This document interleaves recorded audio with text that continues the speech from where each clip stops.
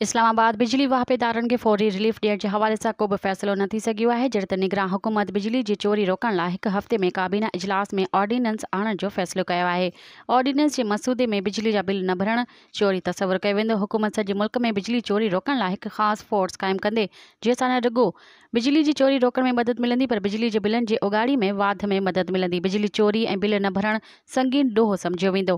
हुकूमत तरफ़ां शहरियुनि तरफ़ां घरनि जे छितियुनि ते लॻायल सोलर पैनल जी मॉनिटरिंग शुरू कई वई आहे। हुकूमत खे माली साल 2023-24 में सार्फिन खां 3.29 ट्रिलियन रुपया उगाड़िया आहिनि, जंहिं में सार्फिन खे कैपेसिटी चार्जिस जी मद में 2 खरब अदा करणा पवंदा।